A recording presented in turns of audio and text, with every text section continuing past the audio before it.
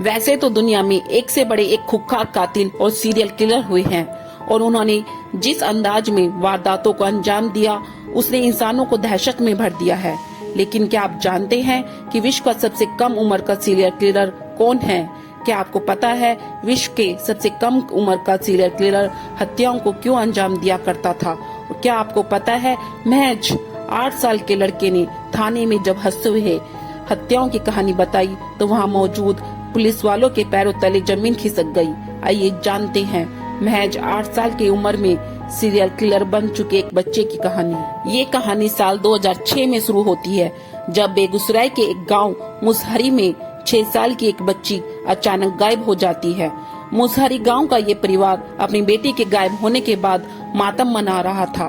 परिवार का मुखिया एक दहाड़ी मजदूर था जो एक ईंट भट्टे पर काम किया करता था।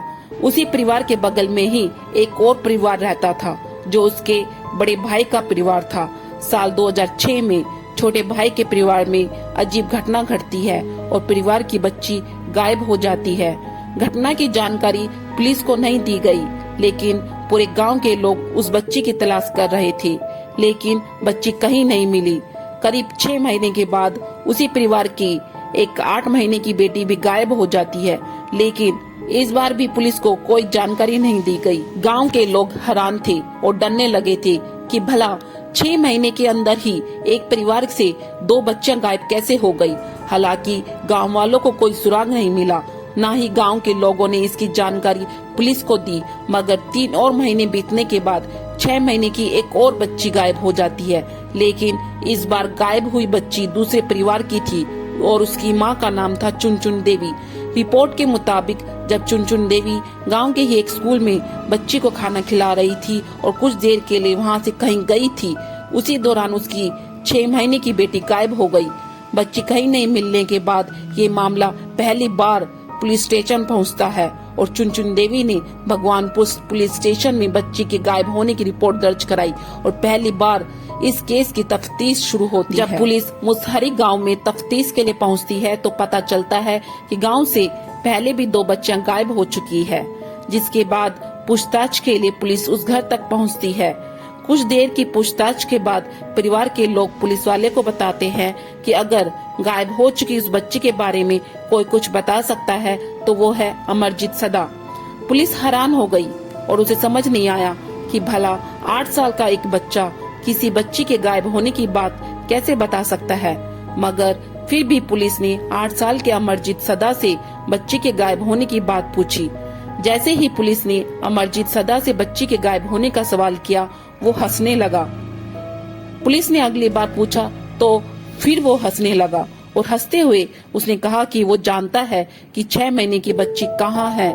अमरजीत बार बार वहाँ मौजूद पुलिस वालों के चेहरों को देखता और जोर जोर से हंसने लगता।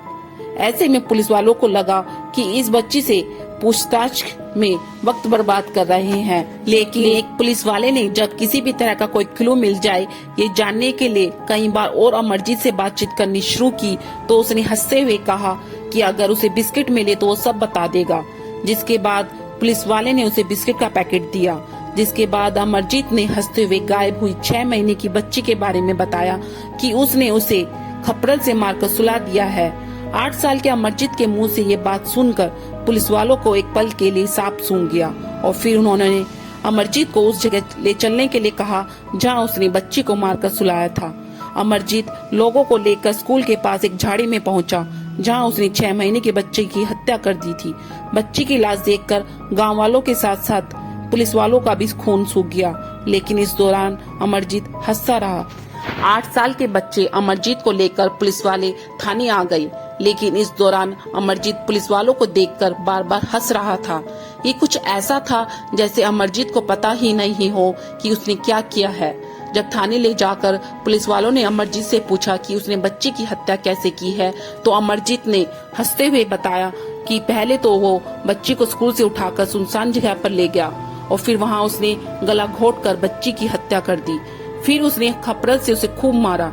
6 महीने की बच्ची की हत्या की कहानी जानने के बाद अब पुलिस वालों ने अमरजीत से पिछली हत्याओं के बारे में जानना शुरू किया और पूछा कि अब तक उसने किस किस को खपरल से मारकर सुलाया है। जिस पर अमरजीत ने पुलिस को कहा कि और बिस्किट देने पर वो बाकी की बात बताएगा। जिसके बाद पुलिस वालों ने उसे और बिस्किट दिए। जिसके बाद अमरजीत ने जो सनसनीखेज कहानी सुनाई, उसको सुनकर पुलिस वाले भी कांप गए। बिस्किट खाते हुए अमरजीत ने पुलिस को बताया कि वो अपनी 8 महीने की बहन और 8 साल की चचेरी बहन की हत्या कर चुका है। अब पुलिस वाले कांप उठे थे, क्योंकि उनके सामने एक सीरियल किलर था जिसकी उम्र सिर्फ 8 साल थी। पुलिस वालों ने इस बच्चे से कैसे डील करते, उन्हें कुछ नहीं पता था। अमरजीत के मुंह से कत्ल की कहानी सुनने के बाद पुलिस वालों ने उसके परिवार वालों को थाने बुलाया और उनसे पूछताछ की। जिसके बाद अमरजीत के परिवार वालों ने कहा कि उन्हें पता चल गया था कि अमरजीत ने ही दोनों की हत्या की है। परिवार वालों ने बताया कि जब बच्चियां गायब हुई थी तो उन्होंने अमरजीत से उनके बारे में पूछा था, तो अमरजीत ने उन्हें सारी बातें सच सच बता दी थी। घर वालों ने कहा कि मर्डर के बाद उन्होंने अमरजीत की खूब पिटाई की थी और अमरजीत ने उनसे कहा था कि आज के बाद वो ऐसा कभी नहीं करेगा। आखिर अमरजीत ने 3 बच्चियों की हत्या क्यों की? पुलिस ने इस वजह को जानने के लिए अमरजीत से उसके पीछे की वजह पूछी, तो फिर बिस्किट खाकर हंसता हुआ अमरजीत बोला कि उसे ऐसा करने में मजा आता है। अमरजीत ने पुलिस वालों को बताया, जब वो उन्हें मारता है तो वो दर्द से चिल्लाती है, तो उसे वो देखने में काफी मजा आता है, इसलिए उसने उन्हें मार दिया। अमरजीत से उसकी खूनी कहानी सुनने के बाद पुलिस वालों ने उसे मानसिक अस्पताल में इलाज के लिए भेज दिया, जहां जांच के दौरान पता चला कि अमरजीत एक दिमागी बीमारी कंडक्ट डिसऑर्डर से पीड़ित है, जिसकी वजह से वो दूसरों को दर्द में देखकर खुश हो जाता था और वो किसी का कत्ल कर रहा है उसे उसका आभास भी नहीं हो पाता था, इसलिए वो बिना डरे हंसकर सारी बातें बता देता था। वहीं बाद में कोर्ट ने अमरजीत को बाल सुधार गृह में भेज दिया। यदि आपको मेरी वीडियो अच्छी लगी तो मेरे चैनल को लाइक एंड सब्सक्राइब करें। फिर मिलते हैं एक नई क्राइम स्टोरी के साथ। जब तक सतर्क रहें, सावधान रहें।